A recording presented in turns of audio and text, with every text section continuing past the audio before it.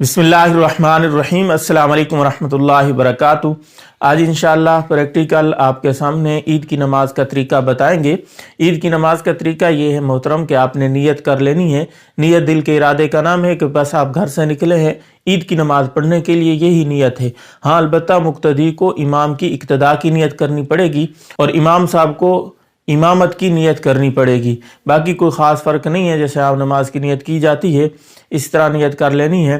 सबसे पहले इमाम साहब तकबीर कहेंगे, हाथ बुलंद करेंगे, तकबीर तारीमा जिसको कहा जाता है आम नमाज के लिए जैसे की जाती है इसी तरह पढ़ेंगे। अल्लाहु अकबर कह के हाथ बांध लेने हैं। फिर सुबहानक अल्लाहुम्मा मुक्तदी भी पढ़ेंगे, इमाम भी पढ़ेगा।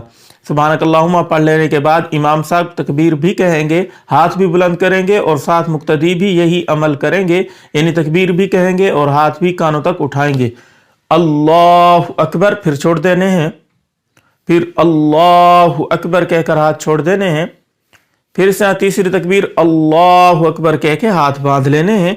इमाम साहब अब ऐसा से औज़ु बिल्लाह भी पढ़ेंगे, बिस्मिल्लाह भी पढ़ेंगे। इसके बाद इमाम साहब सूरत फातिहा बुलंद आवाज़ से पढ़ेंगे और साथ कोई सूरत भी मिलाएंगे। सब्बिहिस्म रब्बिकल आला मिलाएं तो ये मुस्तहब अमल है।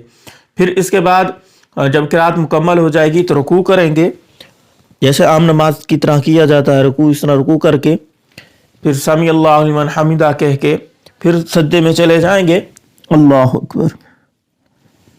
दोनों सज्दे कर लेने के बाद फिर खड़े हो जाएंगे और खड़े होते ही इमाम साहब क़िराअत करेंगे, मुक़्तदी खामोश होके सुनते रहेंगे।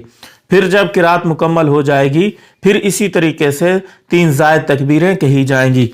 अल्लाहु अकबर, अल्लाहु अकबर, अल्लाहु अकबर कह के चौथी तकबीर कहते हुए रुकू में चला जाना है। अल्लाहु अकबर। सही है। यहाँ पे एक गलती करते हैं कि तीसरी तकबीर जब कहते हैं ना अल्लाहु अकबर कह के हाथ कुछ लोग नहीं खोलते, बांध लेते हैं। हाथ वहाँ बांधे जाते हैं जब क़िराअत करनी हो, तो अब तो क़िराअत पहले हो चुकी है इसलिए यहाँ हाथ नहीं बांधे जाएंगे। डायरेक्ट चौथी तकबीर कहते हुए रुकू में चले जाएंगे। इस तरह 2 सजदे करके आम नमाज की तरह नमाज मुकम्मल कर लेंगे। तो ये हाथ बांधने कहाँ है, छोड़ने कहाँ है, ये थोड़ा सा कंफ्यूज हो जाता है क्योंकि साल के बाद ईद आती है। सेम ईद उल अज़हा भी इसी तरीके से पढ़ी जाती है, ईद उल फितर भी इसी तरीके से पढ़ी जाती है।